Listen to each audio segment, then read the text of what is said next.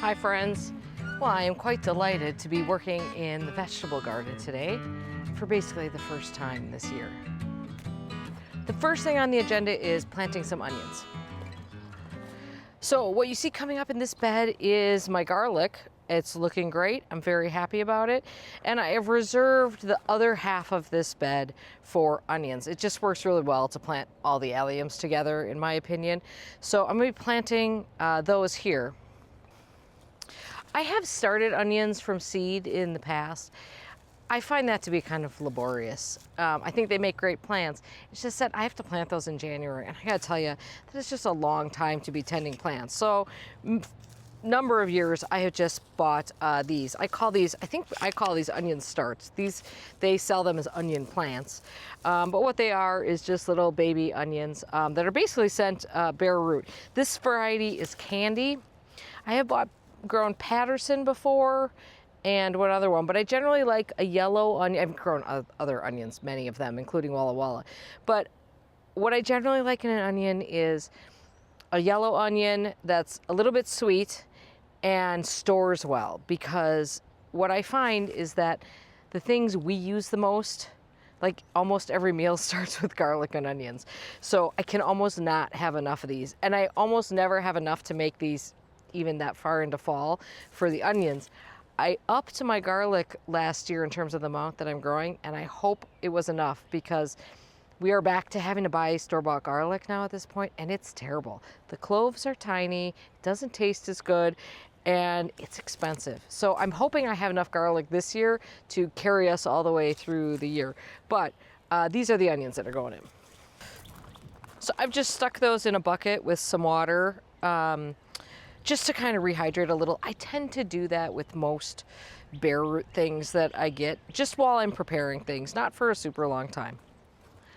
And the process here is going to start with actually removing the leaf mulch that's on here, but I will bring it back. Actually, what we're going to do is I'm going to just kind of push it to one side of the bed, and then we'll push it back. I do have drip irrigation set up in these beds, but it is not turned on yet.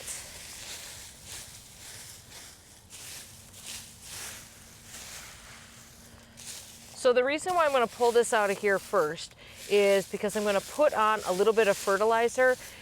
Garlic and all alliums really appreciate fertilizer, and I found that it makes a really big difference. So what I'm going to put on today is something kind of a light fertilizer, and we'll come back and do more. It's a little cool yet for plants to be taking up like a ton of nutrition, so I will put on more later. But so this will the whole point of that was I was just clearing that off so that we can get some fertilizer. So I'm putting in some insect frass fertilizer. It's a 322. Obviously it's organic because it's insect poop. This is Organic Mechanics. You guys know that I love Organic Mechanics soils. They sent me some of this to try a couple of years ago, and it's great. So I asked them to send me some more. All right, I'm just going to kind of gently work that in a little bit to try to make sure it at least makes contact with the soil and not just the leaves.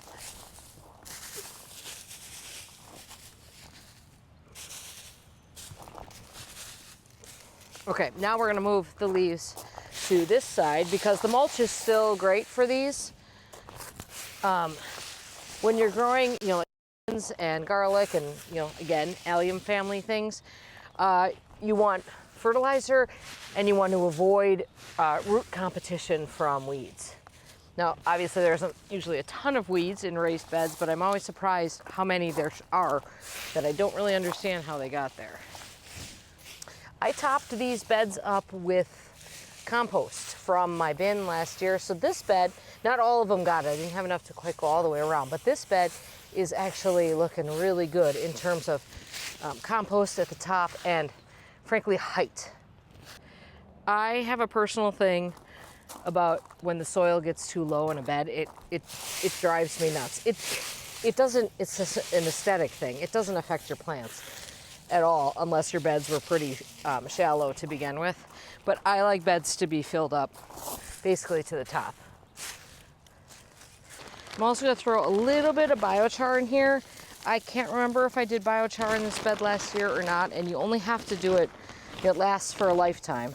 But I actually just found, and I should have showed you it, the baby jumping worm popped up while I was getting this bed prepared. And we've talked about these before, these terrible invasive worms. Anyway, one of the things that they are testing is the effect of biochar on jumping worms, and I feel sort of anecdotally that it might be making a difference. Maybe I'm just being optimistic, but because I just saw some jumping worms in there, I'm going to work that in too. And that was Organics Mechanics biochar blend, which they also sent me. Okay, I really pack it in here, so I'm going to probably plant like 4 to 6 inches apart and try to maximize what I can get out of this. Honestly, you know, with onions, you know, there's a certain amount of size that is related to the distance that you plant them apart, which again is a nutrient issue. I would prefer to have more onions than giant onions because I don't need like a 1 pound onion to make a recipe most of the time. So I'm just using my finger and we are just popping them in. Could not be any easier.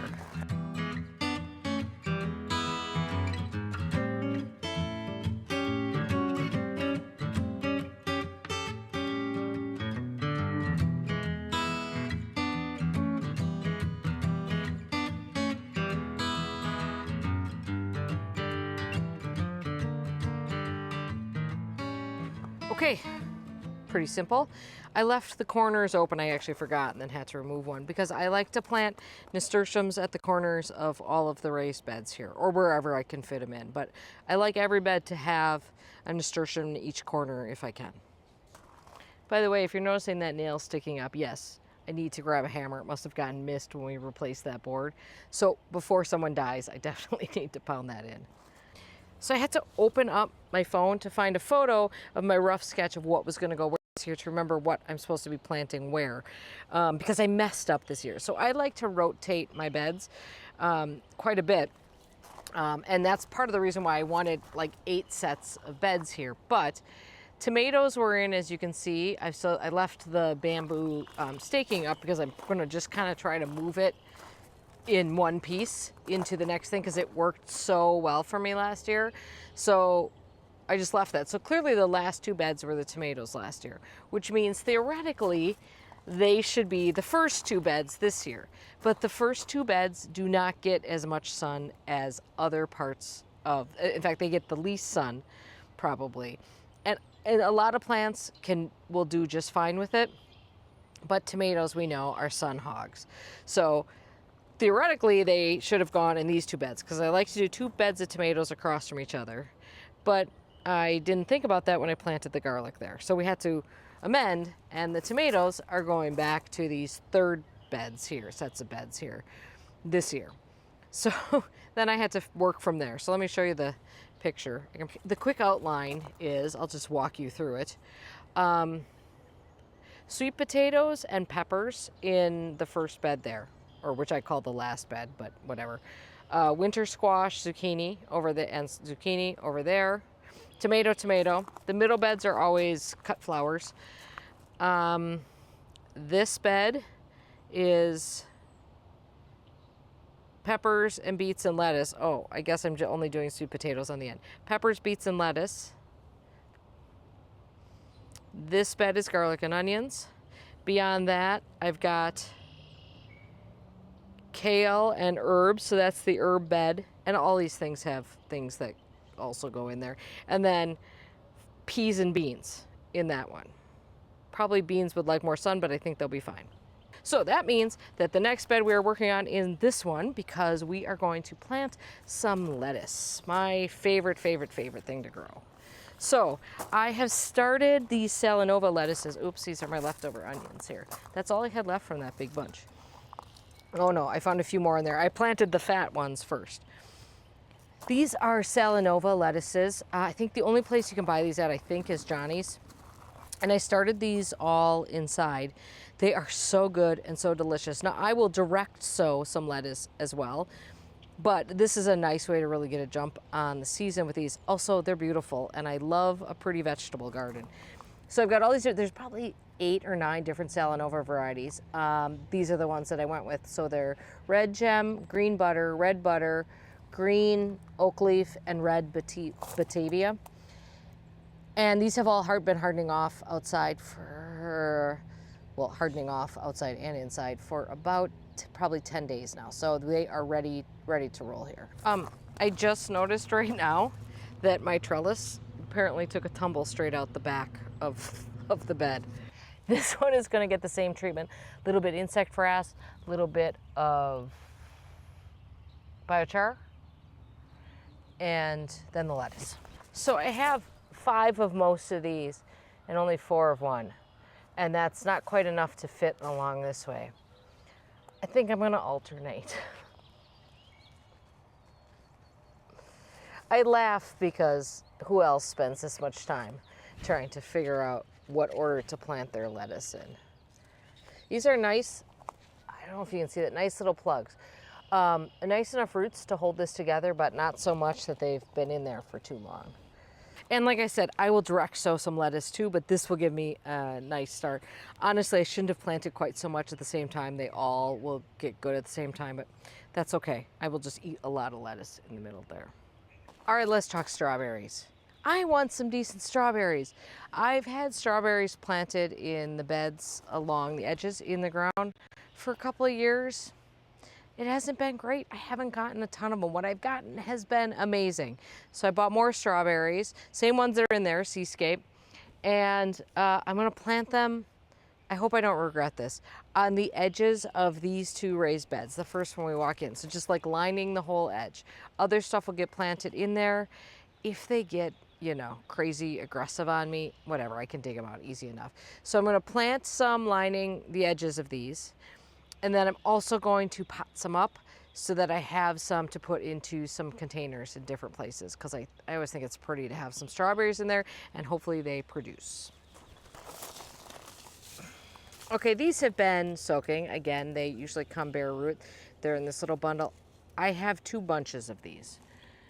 I think each bunch is 25 probably, which is, I don't know how far that's gonna get me. So here is your strawberry. I prune the roots off. I take about 1 inch off the bottom of them. And this is often if you buy strawberries in bulk, this is how they'll come. It's much more affordable than buying them like already potted up. So the thing with strawberries is that you have to make sure you avoid planting them too deep. So where you see the roots touching that area, it's just like a tree. Like that's your crown right there. So you generally want to be there. And ideally, the way you want to plant a strawberry is to kind of spread the roots out so that they're not all facing one direction, and then sort of plant them in like a little mound. That takes a lot of time, but we'll do our best on it and see how that goes. Okay, so ideally you make like a little mound. This is kind of how you plant a, rose too, right? And then you sort of separate these little spidery guys like that, and then backfill with your soil right to the crown there. There you go. Do that 50 more times. Okay, here's where we ended up with the strawberries. On this bed, I did the 3 sides, I did not do the front edge of the bed, so those 3 sides. And over here, I just did the southern edge of it because that leaves me enough strawberries to pot up for other potential uses. I can always plant them in later, but I just want to make sure I have enough for containers if that's what I want to do. Everything else got a good watering, so that is all looking pretty good. You know when you hit that point in a project where you say, yeah, this isn't meant to be. This project isn't meant to be.